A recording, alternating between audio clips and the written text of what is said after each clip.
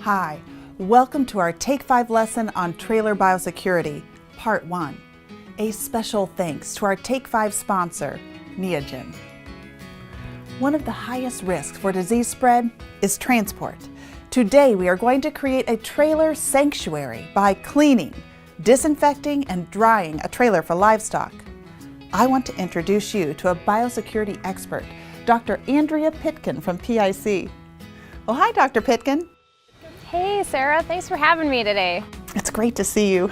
You as well. Introducing a novel disease to a farm could be a $1 million mistake, one that we don't want to make. Dr. Pitkin, can you help us out? Absolutely. Very happy to help. Right now, hundreds of thousands of trailers and trucks are on the road traversing the U.S. transporting livestock. Fortunately, we have effective products that help us clean, disinfect, and dry trucks and trailers to create a safe sanctuary for transport. First things first, take care of yourself. Personal protective equipment is so important in the process of getting our trailers clean. We have Zach here demonstrating the proper equipment with rubber boots, waterproof suit, gloves, and earplugs. Eye protection is also recommended, even though I know the goggles can get foggy, but you should be conscientious of your eyes as well. Step 1, clean. All organic matter must be power washed or swept out of the trailer. Some truck bays will miss the trailers prior to power washing. This helps loosen up the organic matter. After power washing, we'll remove the biofilm with a high foaming detergent like Barnstorm. You want to pay special attention to making sure you get behind the hinges, in the doors, any nooks and crannies that the organic material can hide in. Once you've done that, it's important to remember the other equipment that you have. So we have Zach here with sort boards and a shaker panel. It's really important to get those cleaned and disinfected as well. As we clean, we want to keep our eyes open for ice. Viruses love cold weather. They can survive for months, even years, when frozen. So it's really important during the winter months to make sure you get all the snow and the ice out of your trailer, because that can be a harboring zone for viruses especially. You know, those tire treads look like they could carry a few viruses too. Yeah, so tires are really important to focus on too, because that's the way we can bring viruses or bacteria from farm A to farm B. It's really important to get those clean so we don't spread disease. Let's go clean that cab. Right now we're in a dirty cab. What's important is some tips on how we can set up that cab to keep it as clean as possible. Keep all your clean equipment separate from your dirty equipment. When you begin cleaning, dispose of your dirty equipment. Later on, we will disinfect your cab. Step 2, disinfect. Today, we are mixing Synergize in a 1,200-gallon drum.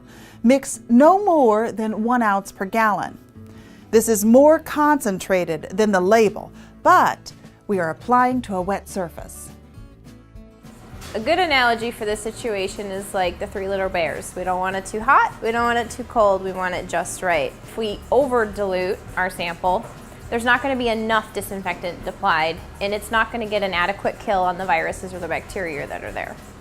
We don't want to overmix either, because if animals get exposed to the disinfectant, that can be harmful to them. So it's important to get it just right. Now it's time to apply disinfectant. Disinfection is the first phase of viral and bacterial killing. We need to make sure that there are no pathogens left behind. So getting those last few particles out will help us prevent a $1 million mistake. Again, focus on corners, hinges, gating. Synergize needs at least 10 minutes to provide optimal kill. We will have more than that prior to drying. Dr. Pitkin, what do we need to disinfect in the cab? So, important areas to be concerned about are the steering wheel, making sure to get all the way around the edges and where you've touched.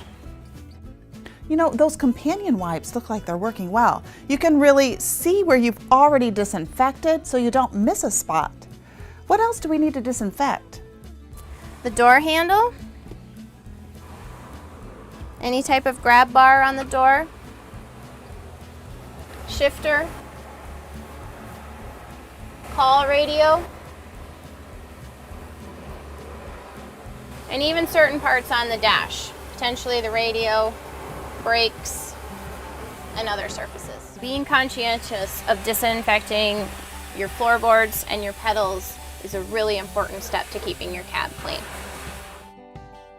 Step 3, dry. Drying is the final step of getting your truck clean and safe for the next load. Some truck washes air dry, but at this truck wash, we are using high temperatures in a drying bay to kill off the last pathogens. So typically trailers will bake from at least 10 minutes to possibly up to 20 minutes. It depends on temperature, which normally ranges from at least 120 degrees to even up to 160 degrees to get an adequate kill on any viral or bacterial particles. When the truck is dry, you're ready to bed. It doesn't do us any good to put dirty shavings into a clean trailer. So it's really important to have your shavings stored where they can be clean, where they can be protected from the elements, and close to the drying bay so that when the drying process is complete, they can be put right in and ready for the next shipment. Biosecurity pertains to you, your truck, and your farm. Help us prevent a $1 million mistake. Don't be dirty. Biosecurity doesn't cost, it pays. Thanks for joining us for today's Take 5.